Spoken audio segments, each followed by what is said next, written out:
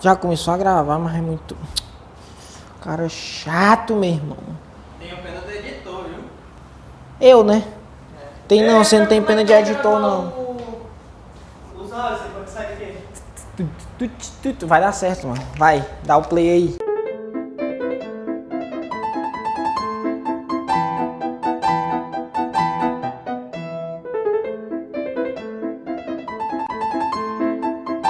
Salve, salve galera, Pedro Alan aqui pra vocês. E como prometido, né, vamos gravar aí umas sequências de aula, certo? Falando das leis de Newton, primeira, segunda, terceira lei de Newton e as aplicações, pra gente mostrar pra vocês aí que é possível, né, a gente dominar bem o conteúdo e resolver qualquer questão, certo? Partindo desse princípio. Se a gente dominar bem qualquer conteúdo, a gente resolve aí qualquer questão, beleza?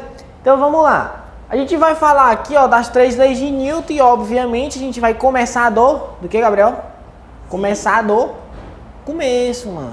A gente vai começar do começo, certo? A gente vai falar ali, ó, da primeira lei de Newton.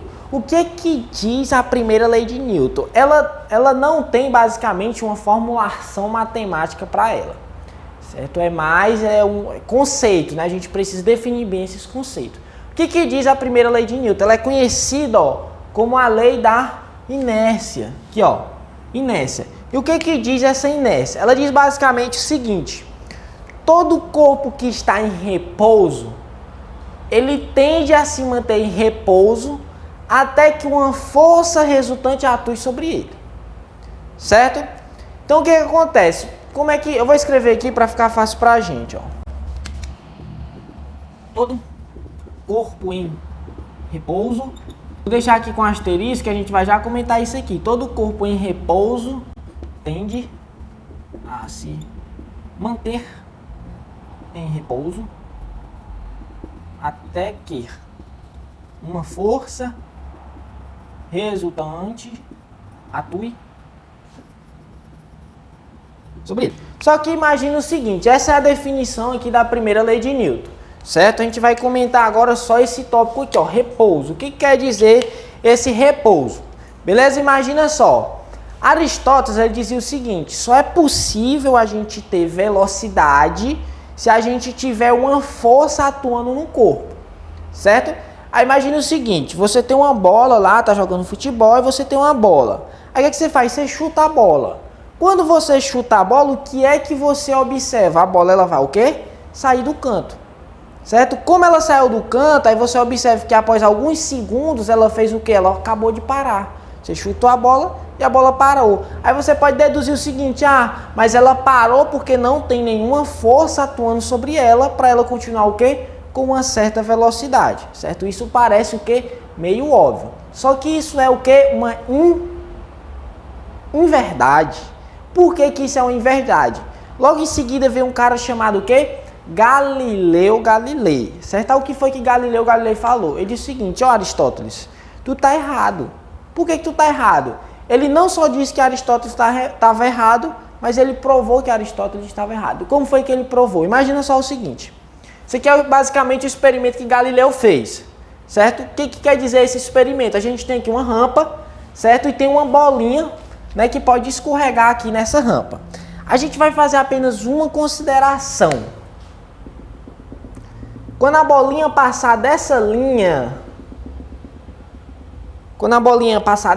a gente vai desconsiderar o atrito entre a bolinha e o chão, certo? A gente vai fazer de conta aí que tem o quê? Óleo com sabão, né, Gabriel?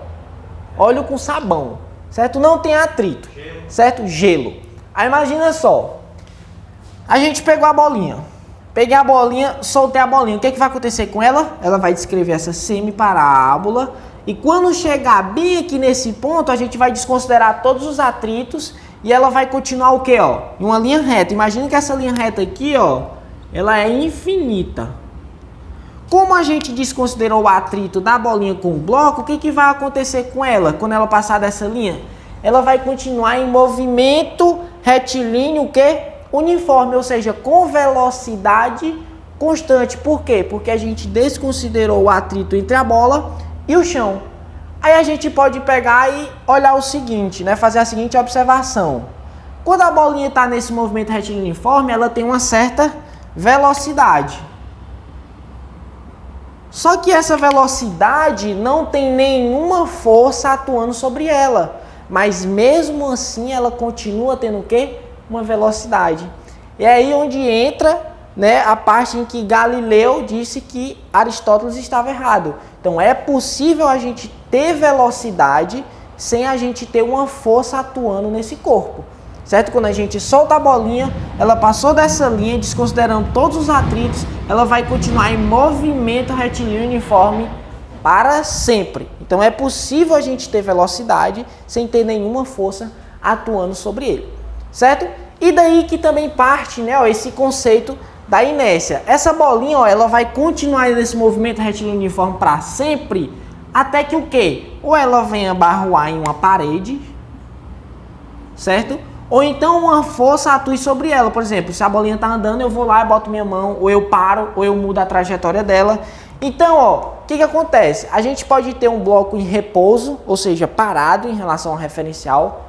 Minha posição não muda em relação a ele, certo? Então, o que acontece? Eu posso ter um bloco em repouso, né, uma bolinha parada, e também posso ter o quê? Uma bolinha em movimento retilíneo uniforme. Esses dois pontos se encaixam nesse asterisco que eu coloquei aqui, ó, em repouso. Ou seja, a bolinha ela pode estar em repouso, que é o quê? Parada, né? Imagina a bolinha bem aqui parada, ó. Vou colocar bem aqui, ó. Imagina aqui uma mesa. E tem aqui a bolinha. Certo? A bolinha só vai sair daqui se a gente empurrar ela. Certo? Então o que é que a gente diz? Ó, essa bolinha está em inércia, ó. Tô observando ela daqui, ó. Ó, essa bolinha está em inércia. Por quê? Porque ela está parada lá em relação à mesa, em relação a mim. Está parada, ela não está se mexendo. Beleza? Então a gente diz que ela está o quê? Em repouso, ou seja, ela está em inércia. E essa bolinha aqui que desceu da rampa, que passou dessa linha, ela está em quê? Em movimento retilíneo uniforme. A gente pode dizer que ela também está o quê? Em inércia. Por quê? Porque ela está em um movimento retilíneo uniforme e isso significa que ela está com uma velocidade o quê? Constante. Beleza? Então essa é a definição aí da primeira lei de Newton. Todo corpo em repouso ou em movimento retilíneo uniforme, ele tende a se manter em repouso ou em movimento retilíneo uniforme até que uma força resultante atue sobre ele, certo? Força resultante é o conceito aí, ó, que a gente vai definir, né, na segunda lei de Newton. Beleza? Então ficou claro aí a inércia? Essa é a primeira lei de Newton, beleza? Valeu, galera, e até a próxima aula.